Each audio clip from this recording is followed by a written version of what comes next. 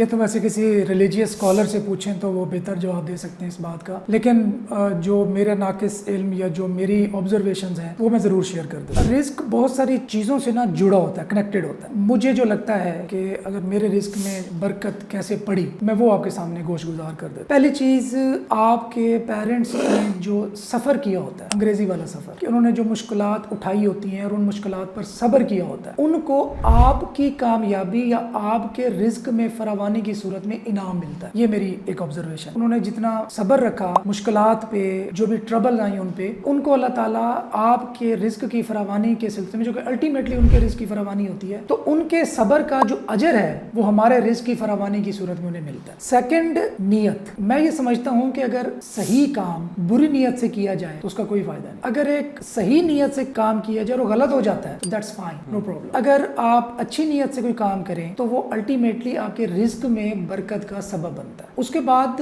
Parents کی دعائیں، اور اس کے ساتھ ساتھ آپ کی اپنی دعائیں۔ جب انسان چھوٹی ایج میں ہوتا ہے یا لڑکپن میں ہوتا ہے، I must say teenage, جس کو ہم 19 ایئرس تک بولتے ہیں، اس ایج میں سمجھتا ہوں کہ ایک بچہ جو ہے نا وہ بالکل معصوم سا ہوتا ہے اور اللہ تعالیٰ کے ساتھ اس کا ڈائریکٹ کنیکشن ہوتا ہے۔ بہت سارے گناہ نہیں کیے ہوتے اس نے، کوشش ہوتی ہے کہ چیزوں سے بچے، کسی کا دل نہ دکھائے، تو اس وقت جو دعائیں ہوتی ہیں وہ زیادہ قبول ہوتی ہیں۔ اگین میں ریلیجیس اسکالر نہیں ہوں، یہ میں اپنی آبزرویشن بتا رہا ہوں۔ اس وقت اگر آپ بڑے دل سے دعا کرتے ہیں اور ایک کنیکشن بناتے ہیں اللہ تعالیٰ سے کہ اللہ تعالیٰ نے مجھے دینا ہے اور میں اللہ تعالیٰ سے لوں گا، تو میرے خیال میں اللہ تعالیٰ آپ کو ضرور نوازتا ہے۔ تو میرے نزدیک یہ رزق کی فراوانی کا اسباب ہے۔ اچھا، اس کے بعد اب رزق صرف روپیہ پیسہ نہیں ہے کہ آپ کے پاس روپے آ گئے، جائیداد بن گئی تو رزق کی فراوانی ہو گئی، نہیں۔ اچھا دوست رزق ہے، اچھے لوگوں سے آپ کا ملنا، اچھے لوگوں سے آپ کا تعلق بڑھنا۔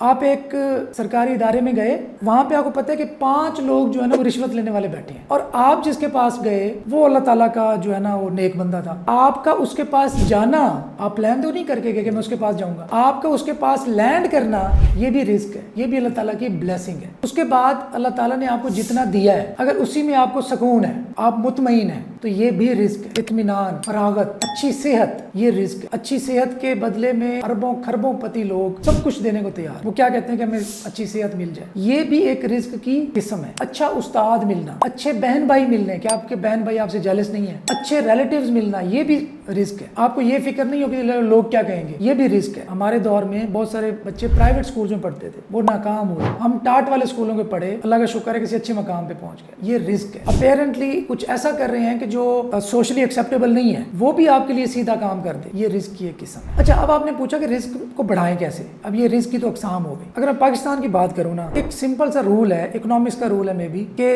جتنی ڈیمانڈ ہوتی ہے، اگر سپلائی اتنی نہیں ہوگی تو اس کی پرائس، اس کی ویلیو بڑھ جائے گی۔ پاکستان میں ایمانداری کا فقدان ہے۔ اب اگر آپ ایماندار ہو جاتے ہیں، ایماندار بندوں کا فقدان ہے، ڈیمانڈ کن کی زیادہ ہے؟ ایماندار کی، کوئی ایماندار ملتا نہیں، تو آپ کی ویلیو کیا ہوگی؟ الٹیمیٹلی انکریز ہو جائے گی۔ اگر آپ نے اپنی ویلیو بڑھانی ہے، جو کہ ویلیو الٹیمیٹلی آپ کا رزق بڑھانے کا سبب بنتا ہے، ہم اپنی زبان بولتے ہیں برانڈنگ۔ میرے سامنے بیٹھا ہوا شناور کے بارے میں لوگ کیا رائے رکھتے ہیں کہ یار اس پہ بیٹ لگائی جا سکتی ہے، اس پہ سرمایہ کاری کی جا سکتی ہے، کیا اس کو اگر ہم اپنا بزنس اس کے حوالے کریں تو یہ اس میں ڈنڈی تو نہیں مارے گا؟ اگر آپ یہ والے انسان بن گئے کہ لوگ آپ پہ ٹرسٹ کرتے ہیں، تو الٹیمیٹلی آپ کا رزق جو ہے نا وہ تو بڑھ گیا، کیونکہ روپیہ پیسہ پھر بائی پروڈکٹ ہو گئی، آپ خود ایک برانڈ کی شکل میں سامنے آ گئے۔ اگین میں ریلیجیس سائڈ پہ نہیں جا رہا، جھوٹ والا یہ جو ایلیمنٹ آپ کہہ رہے ہیں نا، یہ پوری سوسائٹی بناتی ہے نا۔ جب آپ کی پوری سوسائٹی جھوٹ پہ کھڑی ہوگی تو ایک سچ بولنے والا بندہ، یہ صحیح ہے، اس میں سروائیو کرنا اس کے لیے مشکل ہوتا ہے۔ سو یہ الٹیمیٹلی آپ کی سوسائٹی کی جو نارمز ہوتی ہیں وہ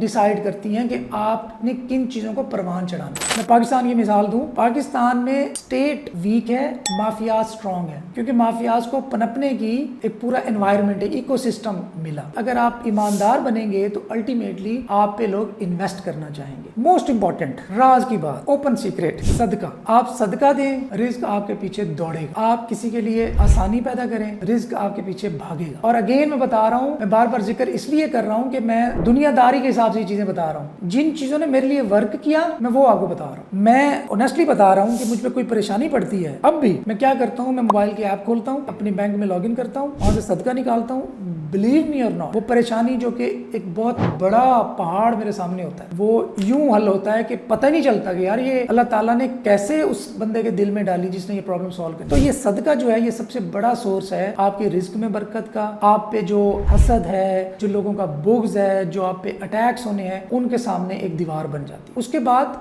दुआएं लेने वाले बने। आप कोशिश करें कि लोग आपको दुआएं दें, खासकर माएं आपको दुआएं दें, और उन लोगों की दुआएं दें जिनके पास दुआएं देने के अलावा कुछ नहीं है। अगर उनकी दुआएं आपको मिल गई तो फिर मैं देखता हूँ बड़ा जो बादशाह है उसकी भी आपको फिक्र रहेगी नहीं। किसी को क्या लालच होता है, मुझे आपसे लालच ये होगा कि यार ये बंदा मुझे सही काम करके दे, या मुझे आपसे डर होगा कि यार ये मुझे कत्ल ना करवा दे, ये मेरी गाय ना चोरी करवा ले, ये मुझे डर हो। तो वो चीज, वो दुआ जो लालच और डर के बगैर दी जाती है, उसकी जो इफेक्ट है वो सबसे हैवी इफेक्ट होता है, वो सबसे ताकतवर इफेक्ट होता है। तो खैर ये कुछ ओपन सीक्रेट्स थे जिन्होंने मेरे लिए एक्चुअली वर्क किया और मेरे लिए रिस्क के बढ़ने का सबब बने।